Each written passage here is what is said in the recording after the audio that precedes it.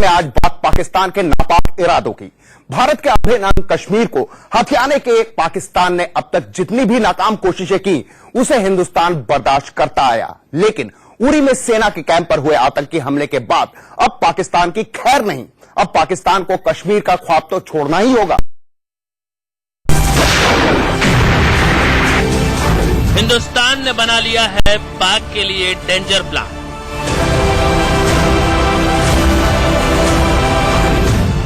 कश्मीर तो भूल ही जाए पाकिस्तान,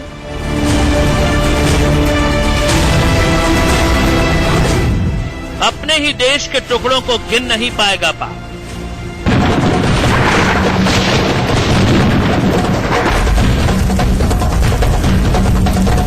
हाथ तो कटेंगे ही, अब तो कमर भी टूटेगी पाकिस्तान की। पाकिस्तान की अवाम अपने हुक्मरानों को जरा पूछे कि पीओके तो आपके पास है, आप उसको भी संभाल नहीं पाते। कभी पश्चिम बंगाल, पूर्वी पाकिस्तान जो आज का बांग्लादेश, वो भी आपके पास था, उसको भी संभाल नहीं पाए। आप सिंध को संभाल नहीं पा रहे हो, आप गिलगिट को नहीं संभाल पा रहे हो, आप पख्तूनीस को संभाल नहीं पा रहे हो, आप बलूचिस्तान को नहीं संभाल पा रहे हो। ये तो आपके पास है, आपका शासन है, आप इसको भी नहीं संभाल पाए हो। कश्मीर को हथियाने का नापाक प्लान दिमाग में पाले पाकिस्तान ने यूं तो सारी सीमाएं पहले ही लांघ दी थी, लेकिन उरी के हमले ने सारी सीमाएं तोड़ दी। देखिए कितना कायर है हमारा दुश्मन, कैसे छिपकर पीठ पर वार करता है।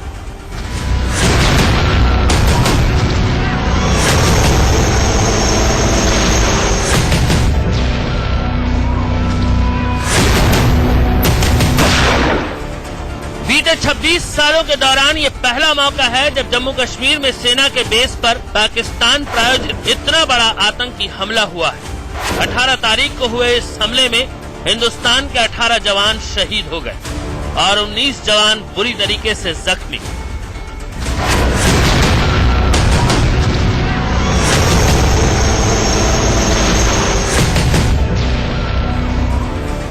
इससे पहले पठानकोट में भी पाकिस्तान ने यही किया और हमारे 7 जवान शहीद हो गए।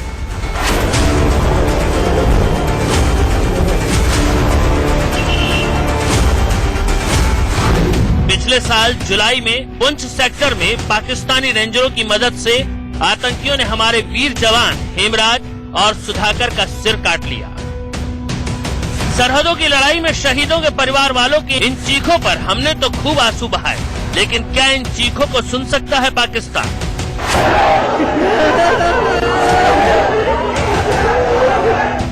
आखिर कितना धैर्य रखे हिंदुस्तान और क्यों रखे? अब तो रण होगा और ऐसा होगा जो पाकिस्तान को इतने जख्म देगा कि वो जख्मों की जलन आने वाले 100 सालों तक नहीं भूल पाएगा।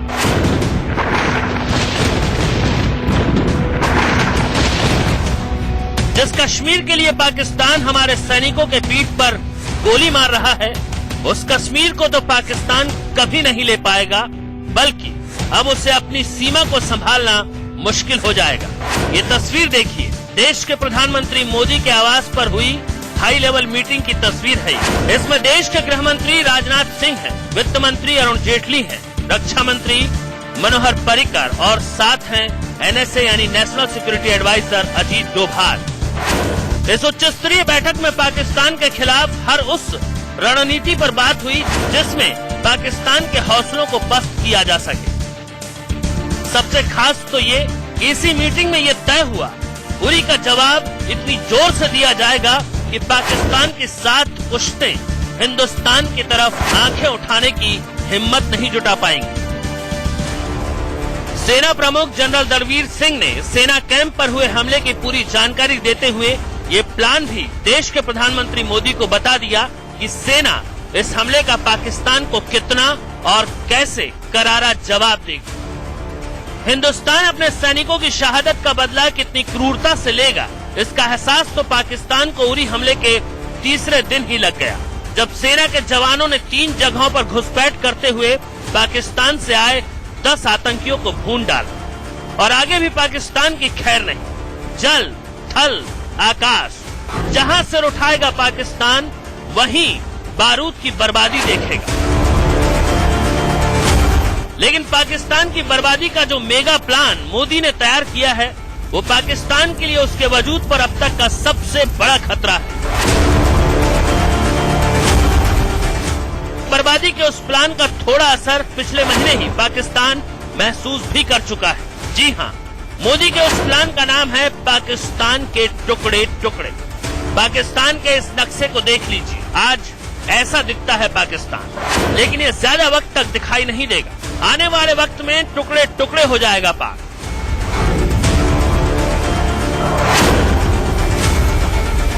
कुछ दिनों से बलूचिस्तान के लोगों ने, गिलगिट के लोगों ने, पाक ऑक्यूपाइड कश्मीर के लोगों ने, वहां के नागरिकों ने जिस प्रकार से मुझे बहुत बहुत धन्यवाद दिया है। पूरी दुनिया ने देखा कि देश के प्रधानमंत्री मोदी ने लाल किले की प्राचीर से जैसे ही बलूचिस्तान का नाम लिया, पाकिस्तान की नाक से पानी निकल आया। कश्मीर को पाने की पाकिस्तान की जो ख्वाहिश हो, लेकिन वो बलूचिस्तान को खोने के दर्द के साथ कश्मीर कभी नहीं चाहेगा। पाकिस्तान के नक्शे पर ये रहा बलूचिस्तान, और आज की तारीख में बलूचिस्तान विद्रोह की आग में जल रहा है। पाकिस्तान मुर्दाबाद! पाकिस्तान मुर्दाबाद!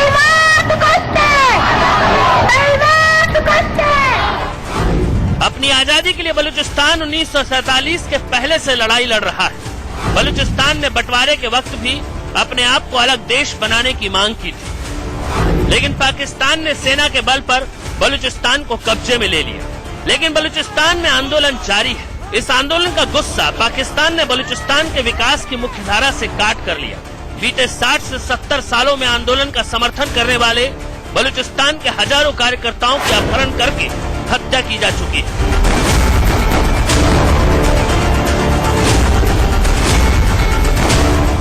लेकिन लाल किले की प्राचीर से जैसे ही मोदी ने बलूचिस्तान का नाम लिया, वहां के आंदोलनकारियों में एक नई जान आ गई। Balochistan was forcefully occupied, annexed by the Pakistan forces. It wasn't part of Pakistan in 1948, so Pakistani army rolled in Balochistan. Somehow under duress, the Khan of Kalat, who was the head of Balochistan, had to sign an accession treaty. Balochistan में मोदी की जय जयकार पाकिस्तान के लिए जहर बन गया।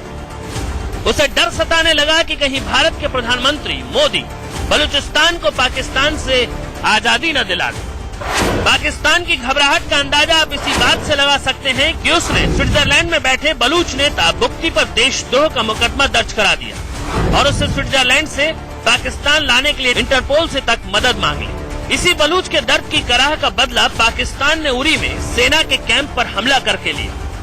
लेकिन पाकिस्तान को यह हमला कितना भारी पड़ेगा, इसका अंदाजा वो अभी तक नहीं लगा पाया। हालांकि इस खतरे को पाकिस्तान की आवाम बखूबी महसूस कर रही है। लेकिन भारत के पास पाकिस्तान को बर्बाद करने का सिर्फ बलूच प्लान नहीं है। आगे आपको दिखाएंगे मोदी के तर्कस के दूसरे तीर, जो पाकिस्तान की कमर तोड़ेंगे।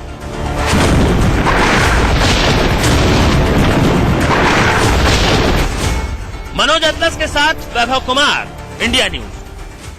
बलूचिस्तान में आजादी की चिंगारी उठी तो पाकिस्तान ऐसे ही आधा रह जाएगा, लेकिन पीओके की ही तरह गिलगिट और बाल्टिस्तान में भी पाकिस्तान वापस जाओ के नारे आए दिन लगते हैं। इतना ही नहीं, सिंध की राजधानी कराची में भी लोग पाकिस्तान सरकार की जाति के खिलाफ सड़कों पर उतर चुके हैं। यानी पाकिस्तान के टुकड़े होने का खतरा हर दिन बढ़ता जा रहा है।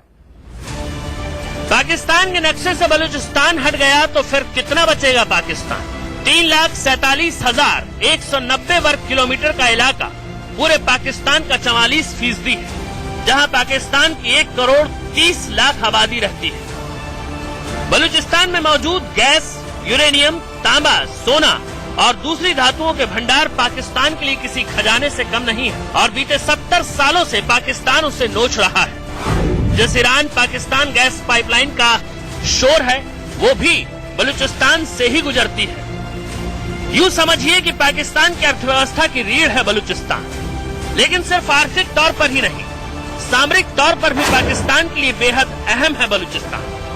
पाकिस्तान का आका चीन जिस ग्वादर बंदरगाह का निर्माण कर रहा है वो भी इसी बलूचिस्तान में है। ऐसे हालात में बलूचिस्तान की आजादी पाकिस्तान के लिए किसी बुरे सपने से कम नहीं, और इसी बुरे सपने को हिंदुस्तान के प्रधानमंत्री मोदी ने पूरी दुनिया के सामने ला दिया और दुनिया को इस समझाने में कामयाबी हासिल कर ली कि बलूचिस्तान के तौर पर कश्मीर से बड़ा मुद्दा मौजूद है। लेकिन पाकिस्तान की कमर तोड़ने के लिए बलूचिस्तान तो मोदी के प्लान का पहला हिस्सा है।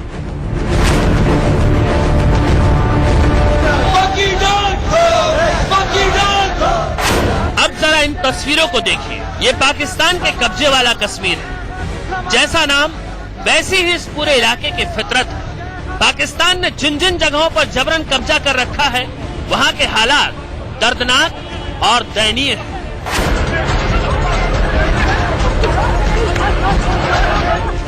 ये पाकिस्तान के कब्जे वाले गिलगिट और बाल्टिस्तान की नई पीढ़ी जो पाकिस्तान वापस जाओ के नारे लगा रही है। जाहिर है पाकिस्तान के खिलाफ यहाँ भी जमकर असंतोष है। असंतोष की वजह भी है। दरअसल पाकिस्तान ने इस इलाके को कभी अपने देश का हिस्सा नहीं समझा। विकास के नाम पर पाकिस्तान ने पीओके के साथ हमेशा सौतेला व्यवहार किया और ये आज से नहीं, कब्जे के बाद से ही ऐसे हालात हैं। पाकिस्तानी सेना यहाँ बंदूक की नोक पर शासन करती है, यहाँ के लोगों पर ज्यादती करती है, लेकिन नई पीढ़ी की आवाज बुलंद है। वो पाकिस्तान से आजादी चाहती है। हम चीन चलेंगे, ये हक हमारा, ये हक हमारा। गिलगिट और बाल्टिस्तान में बसे लोगों के विरोध का बड़ा कारण है पाकिस्तान की शय पर इलाके में चीन की बढ़ती दखलंदाजी। दरअसल चीन पाकिस्तान की मदद से यहाँ आर्थिक गलियारा बना रहा है और स्थानीय लोगों का कहना है कि पाक और चीन दोनों देश इलाके में मौजूद उनके संसाधनों का सिर्फ अपने फायदे के लिए इस्तेमाल कर रहे हैं। इन इलाकों की नई पीढ़ी को लगता है कि अगर वो भारत का हिस्सा होते तो उनका भविष्य ज्यादा बेहतर होता। वैसे भी बुरे वक्त में भारत ने इन इलाके का जितना साथ दिया वो पाकिस्तान के बूते का नहीं था। अगर बूते का रहे तो भी इन इलाकों के लिए पाकिस्तान की मंशा साफ नहीं है। हाल ही में भूकंप से आई बर्बादी और भारत से मिली मदद वहाँ के लोगों को अब भी याद है। इस बार मोदी ने लाल किले की प्राचीर से बलूचिस्तान के साथ साथ पीओके के हालात को भी दुनिया के सामने लाया। पीओके के जख्मों के जरिए पाकिस्तान का चेहरा बेनकाब कराया। अब सोचिए, पाकिस्तान जिस कश्मीर को लेने के लिए आतंक को इतनी हवा दे रहा है, उसके अपने बलूचिस्तान और पीओके के हालात कितने खतरनाक हैं। पाकिस्तान के नक्शे से यदि बलूचिस्तान के साथ साथ पीओके भी हट गया तो फिर पाकिस्तान का क्या होगा। अब आइए उस तीसरे हिस्से पर जो पाकिस्तान से टूटने की कगार पर है। पाकिस्तान को लगता है कि वो आतंकी हमलों के जरिए हिंदुस्तान की नींद हराम कर देगा और हिंदुस्तान उसे कश्मीर गिफ्ट में दे देगा। लेकिन पाकिस्तान मुगालते में है। कितने टुकड़े होंगे पाकिस्तान के उसने सोचा भी नहीं होगा। पाकिस्तान में एक प्रांत है सिंध। असंतोष की आग में सिंध भी जल रहा है। क्यों? वजह सुनने से पहले आप जरा सिंध को समझिए। दरअसल पाकिस्तान का 70% टैक्स सिंध प्रांत से आता है। कच्चे तेल और प्राकृतिक गैस का कूद भंडार है सिंध में, लेकिन बावजूद इसके पाकिस्तान के सबसे पिछड़े इलाके में आता है सिंध। हालांकि बंटवारे के वक्त सिंध के लोगों ने खुद ही पाकिस्तान में शामिल होने का समर्थन किया था, लेकिन उनका फैसला गलत साबित हुआ। इसका एहसास सिंध के लोगों को हो चुका है, क्योंकि पाकिस्तान ने सिंध में अपना दमन चक्र चला रखा है। इसी वजह से सिंध के लोगों ने 14 अगस्त यानी पाकिस्तान की आजादी के दिन को काले दिवस के तौर पर मनाया।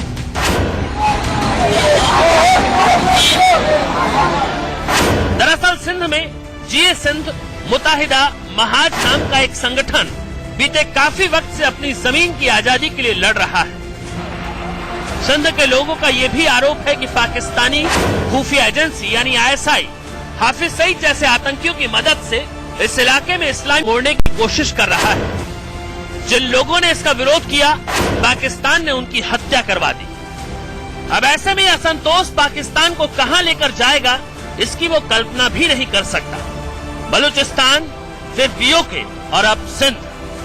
पाकिस्तान के 3 टुकड़ों की कहानी तो आपके सामने है, लेकिन पाकिस्तान के प्रधानमंत्री और पाकिस्तान की आवाम को हम बता दें कि पाकिस्तान का चौथा टुकड़ा भी होगा, और वो होगा पाकिस्तान का उत्तरी पश्चिमी इलाका। इस पूरे इलाके को फाटा कहा जाता है, यानी फेडरली एडमिनिस्ट्रेटेड ट्राइबल एरिया। ये पाकिस्तान का वो इलाका है जिसकी तूती बोलती है। जिस सेना के दम पर पाकिस्तान उतराता है, वो सेना इस इलाके में आकर बिल्ली बन जाती है। ये तालिबानियों का गढ़ है। पाकिस्तानी सेना तालिबान के साथ काफी समय से लड़ाई लड़ रही है। इन आदिवासी इलाकों के लोगों ने कभी भी पाकिस्तान का आधिपत्य स्वीकार नहीं किया। अफगानिस्तान के करीब होने की वजह से इलाका वहां के कट्टरपंथी संगठनों के प्रभाव में हमेशा से रहा।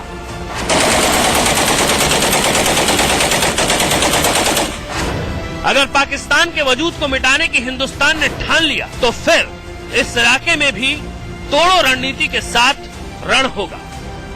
मनोज अतलस के साथ वैभव कुमार, इंडिया न्यूज।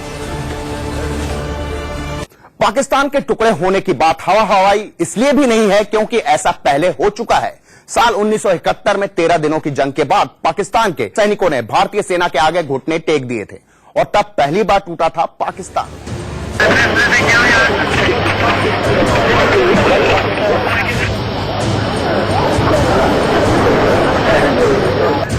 जिल्लत की इस ऐतिहासिक तस्वीर को पाकिस्तान भूल नहीं सकता, चाहकर भी नहीं भूल सकता और भूलना भी नहीं चाहिए, क्योंकि हिंदुस्तान के आगे पाकिस्तान की यही औकात है।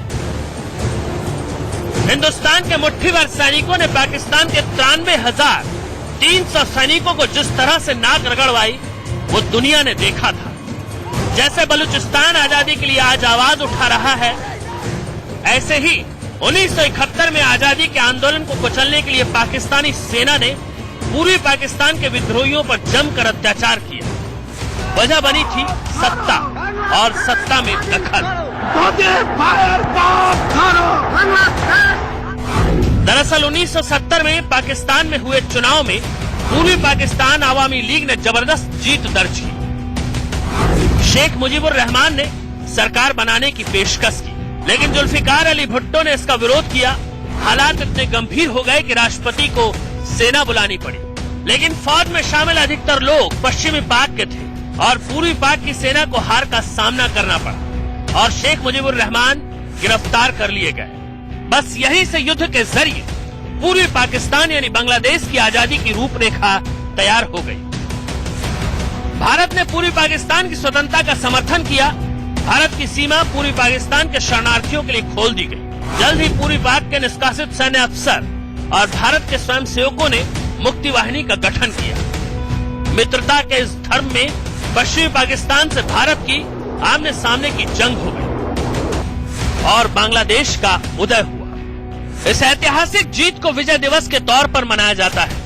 आज पाकिस्तान ने बलूचिस्तान और POK में जो हालात बनाए हैं, वो भी ऐसे ही हैं। अगर भारत ने इन प्रांतों में पनप रहे संतोष को समर्थन दे दिया, तो 71 का इतिहास दोहराना पड़ेगा। ये पाकिस्तान को नहीं भूलना चाहिए, और भूल गया तो टुकड़ों टुकड़ों में बढ़ जाएगा पाकिस्तान।